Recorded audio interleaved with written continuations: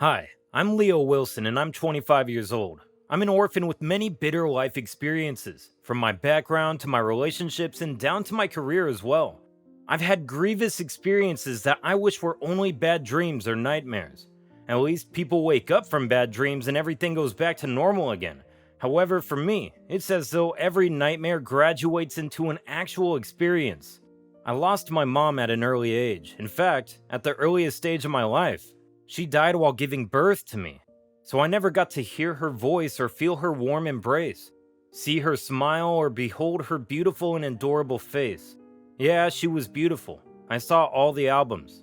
She was always the most beautiful in all the photos, and because of her, the whole family smiled and were happy, until she took the everlasting nap. My dad, Patrick Wilson, who also became my mother, friend, and tutor, took me, raised me, and filled every spot in me that was void. He emptied himself to ensure I had the perfect childhood experience. Well, until he also decided to leave me. Yeah, he died too, and I was only 7. I told you about my bitter experiences, right? Yeah, these are just part of them. Just when my empty cup was being refilled with sips of joy and refreshers, it broke. When I was 4, my dad took me to the children's park. We normally go there 3 times a year. At the beginning of the year during my birthday, which is April 15th, and during the Children's Day celebration in November. On this day, amid the festive atmosphere which was filled with the noise of several kids who can't have enough of the fun, and right there, after seeing many other children basking at the sight of both their parents, I immediately felt left out. How? Well, I saw a couple with their kids playing a game, and they put their mother in the middle while the father and the 3 kids ran about her. And she was laughing uncontrollably, swinging and seeing her kids excited around her. It was enticing, but I felt ungrateful. My dad noticed this and he carried me. "Hey, champ," as he'd always call me. "I know you miss your mom, even though you never met her. But she gave me an instruction before she slept, and I made her a promise that night at the hospital. I will always be by your side. I'm going to run around with you when you need someone to race with. We're going to build towers with those toy blocks, and I'm never going to miss your school party. We'll enjoy theater nights together and play board games together. I'll teach you all you need to know. But promise me something." "Yes, Daddy?" "You'll never stop loving me and your mom, and you'll always do your best to make us proud." "I love you, Dad." With tears rolling down both our eyes, he hugged me even closer and kissed my hair. At the time, my dad was a high school teacher. He taught physics and he was very good at it. He was a teacher for 26 years. His teaching style earned him a favor from the school management many times, and many students loved him. In fact, a great number of the junior students wanted to choose science because the seniors had told them about my dad's out-of-this-world style of teaching. So they couldn't wait to be in his class and finally experience the stories they've heard. He homeschooled me in basic physics. And of course, I became very good at it even though I later took a different career path. My life was getting sweetened, thanks to the uplifting hands of my dad. However, this also would become short-lived a few years later. It was on a Sunday, just 6 days after my 7th birthday.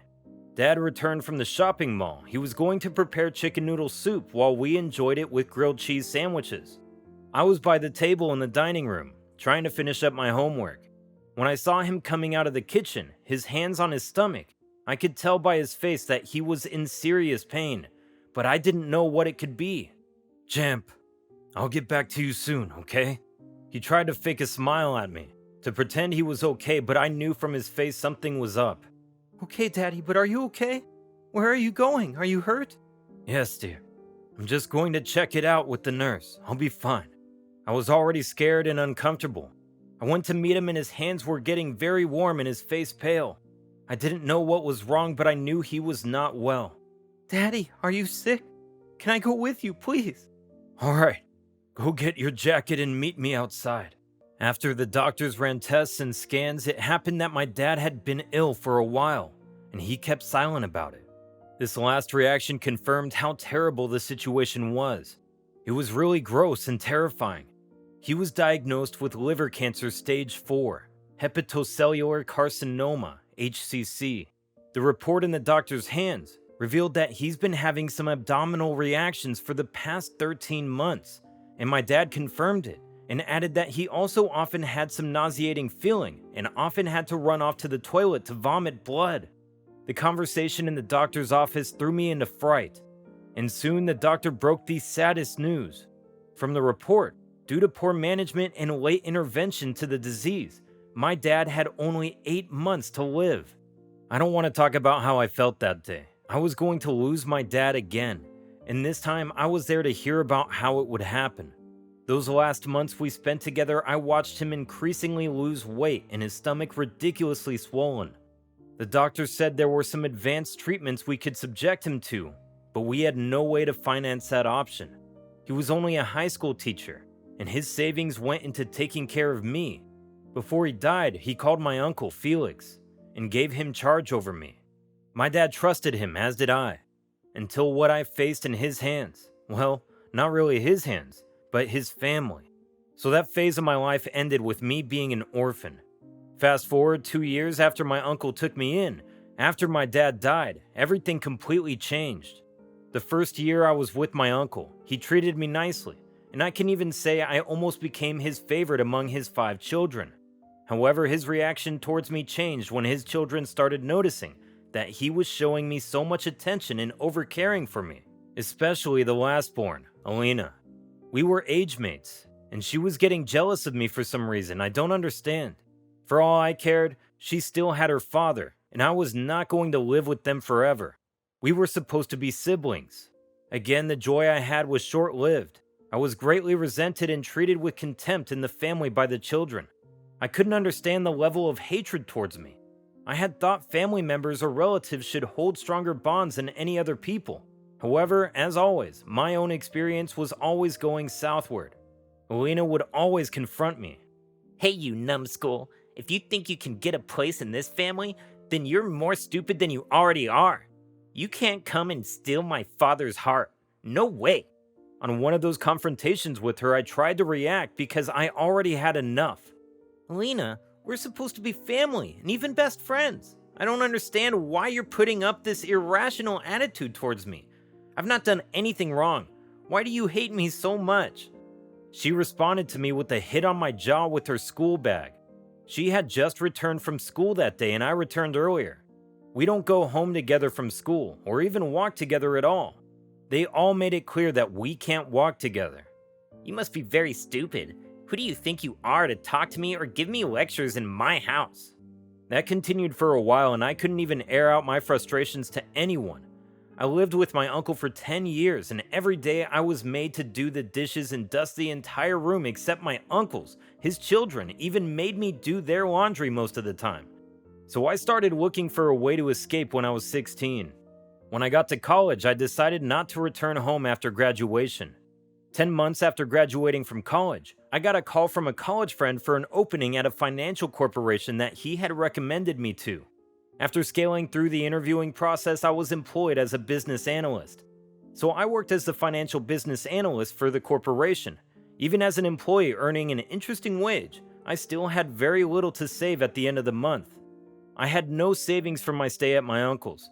I had to take some extra after-class jobs at college to pay for some of my personal bills. Notwithstanding, I settled quickly at this new job opportunity I got. At least it was rejuvenating with less strain compared to some of the previous experiences I had.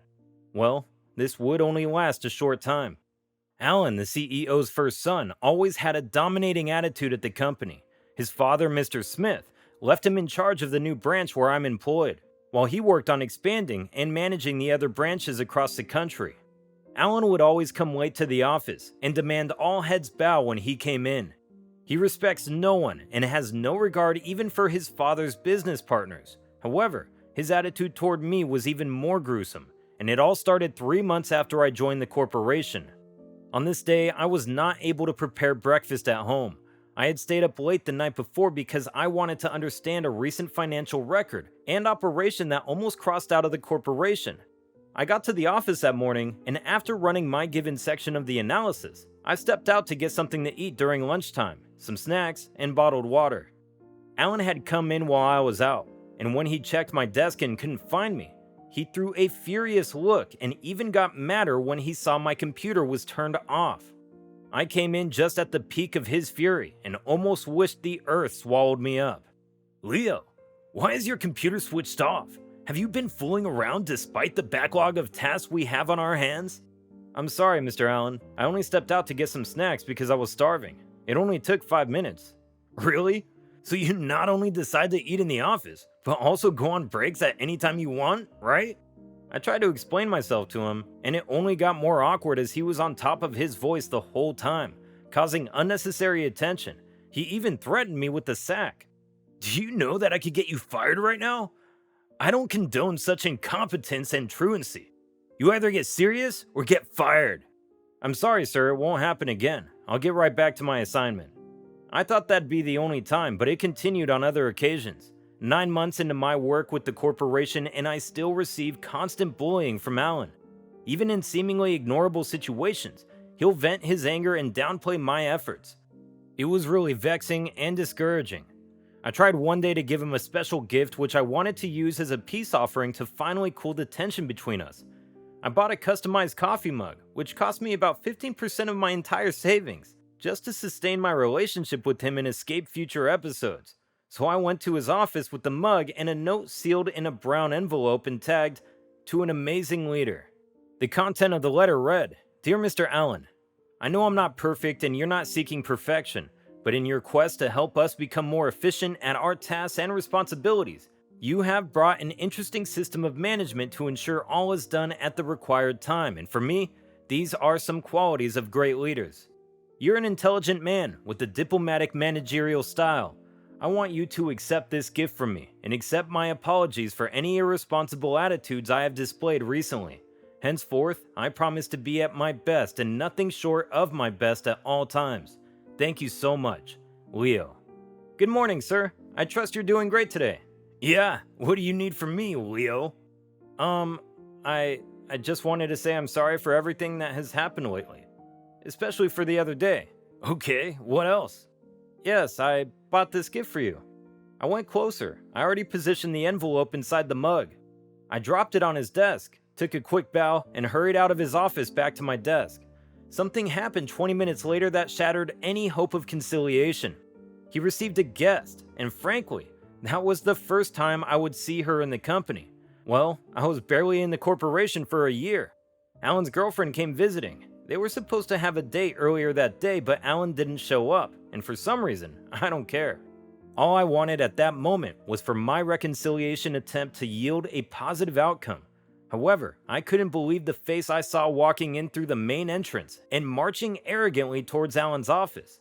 When I saw her, I kept a down-faced posture to avoid an unnecessary stare. A few minutes later, there was an argument in Alan's office. His girlfriend had come in to inquire why he didn't show up at their arranged date. While the altercation rolled on, we heard something shatter. What the heck? Could they have broken the mug? A few seconds later, she came out and Alan ran after her too, trying to explain the situation to her. When I saw the scene, my contemplation came true to me. It turned out that Alan's girlfriend was Alina, my uncle's daughter, who gave me a nightmare experience during my stay with them. Alina, hold on. You didn't even allow me to explain to you. You need to calm down and listen to me. Alan tries to get her attention by holding her shoulders to turn towards him. She stopped and turned to him. Really, Alan? What sort of explanation can you make to cancel the fact that you skipped out on our plans? I even thought you were having an emergency meeting or something, and decided to check on you since I couldn't reach you on the phone to ensure you're fine, only to find out you actually have been doing nothing. Hold on, baby.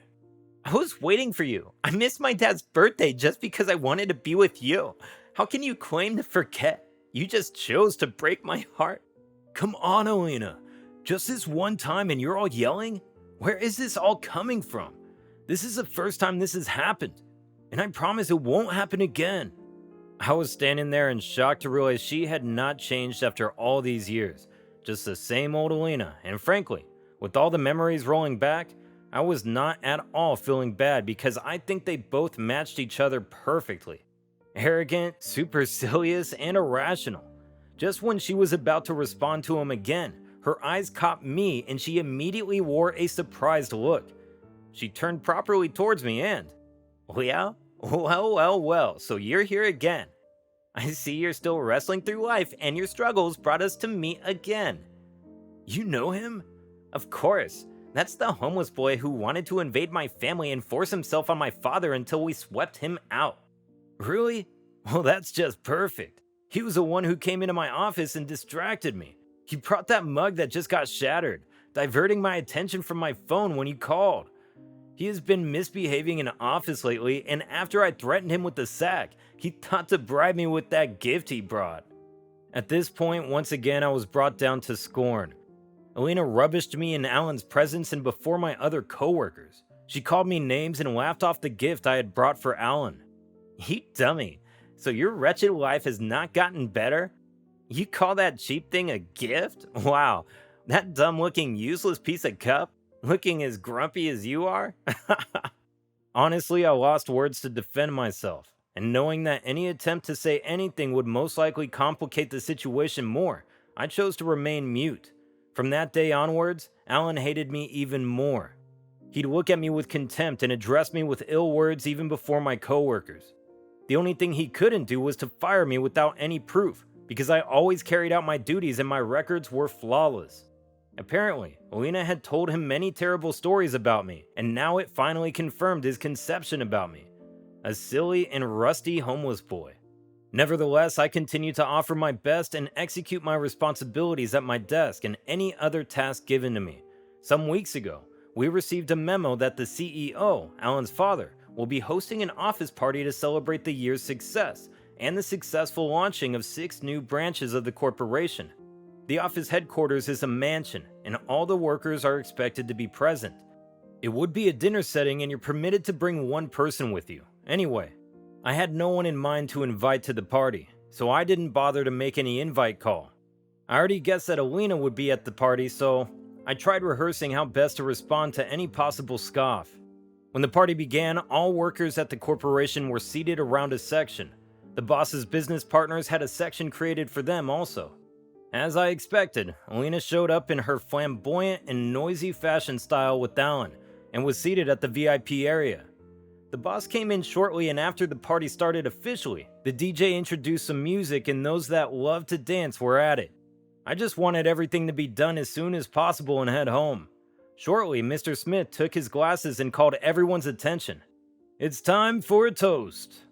This is my way of appreciating everyone for a super successful year in our corporation. To my business partners who showed unbending support to me throughout our projects. To my amazing friends who always showed up for me during my stormy seasons. To my coworkers who have all demonstrated grit and laudable competence even through the most tedious schedules. And to my dear son, Alan, who has demonstrated exceptional leadership traits even in my absence. No doubts the future of this business are in safe hands. Let's all toast to bigger success in the coming year. To bigger success! After telling a brief story of himself, his background, and the humbling history of the corporation, he decided to give room to a few people to say something, to tell their stories and inspire the gathering. As the first person went up to share his own story and narrated how he maneuvered his way through several ups and downs before eventually getting some breathing airspace, I decided I'd also share my story, not even taking into consideration my antagonist in the event. After the second person was rounding up his own speech, I raised my hands to be permitted to share a story too. I saw Alina and Alan gaze at me wondering what I probably had to say. I started. My name is Leo Wilson. All my life I've had to sail through the deep seas of frustrations and loneliness. I never got to see my mother because she died at my birth, and my dad, Patrick Wilson, also died when I was 7. He was a high school teacher who maintained his dedication to impacting lives until he left this world. Although I never spent enough time with my parents, I'm very happy with the life they gave me. My father taught me how to live a responsible life and never blame anyone for my predicament. He also taught me contentment and patience. We lived in a 2-bedroom apartment that we rented. Every day when I remember my family, I hear the words of my dad reminding me, never stop loving me and your mother, and never stop learning to become the best and live an impactful life. Just when I was about to round up my story, Mr. Smith, my boss, spoke up from his angle to everyone's hearing. Did you say your dad was Patrick? Patrick Wilson, the physics teacher who taught at Lombard, Illinois." "Yes, sir, that's my dad." At this, everyone's attention became more keen, fastening towards me and Mr. Smith. He stood up and walked towards me while maintaining a shocking gaze at me. "My goodness, this is interesting. You said you're Leo." "Yes, sir." "Wow." While everyone was still left hanging in the sudden serene tempo, Mr. Smith requested that I follow him inside while the party continued. He wanted to know more about me and verify my story. We went into his study where he had some amazing sets of book collections and magazines. He told me to sit and asked further about my dad. "So, what happened to Mr. Patrick? I did not hear about him again, but now you said he died?" "Yeah. He was diagnosed with liver cancer and we were not aware until it graduated to stage 4, and the doctor said he had only 8 months to live. There was nothing we could do then because he had no financial support that could sponsor him for advanced treatments." "My goodness, I wasn't aware. I lost touch with him shortly after my parents relocated to New Jersey. Mr. Patrick was an exceptional teacher and mentor to many of us high school students in the school then. He not only taught us physics, but after his classes, he'd spend 5 to 10 minutes teaching us important life lessons, which I always took seriously. He took us all as his children and would always say, 'I'd love to see you all succeed because your success is my success.' I was pained when my family had to move from Illinois, but I had no choice because my dad was a military officer and he was transferred from his service station in Illinois to New Jersey, and we all had to move. Your father's lessons kept ringing in my head and I miss him so much. He changed my life." I was just there with them, sitting in that cozy armchair, elated by a story that paints my father as the hero that I've always believed him to be. After the conversation, he opened his lower drawer on his left hand, on the other side of the desk he was sitting on, and drew out a document, signed it, and tossed it to me. "You know what, Leo? I'm grateful to have met your father because he played a significant role in who I have become today. And I want to honor him one last time with this. These last 2 months I've worked with my business partners to open 4 additional branches of the corporation. I want you to be the supervising manager over all of them." "Sir?" "Yes, Leo. You can take your time to settle into this new responsibility. But by the beginning of the new year, you'll be resuming as the chief supervising officer of the 4 new branches." I was hoping this wasn't another daydream that would eventually stir up another pain in my soul. But then hearing everything Mr. Smith said, I couldn't control my face from getting wet as I showed a stunning look the whole time. Finally, I can live up to the promise I made my father. Having worked to be the best at all times, I can now extend it to live a life of impact. When this announcement was made, Alan and Alina were stunned to their bones. I bet Alan was going to have his father reverse this decision. But everyone heard Mr. Smith when he explained again to the entire house how much my dad changed his life, and now he's willing to do this for him as tribute. Now, I'm living my dad's legacy, and despite my humbling, tumultuous experience, I now have something to live for, courtesy of my father.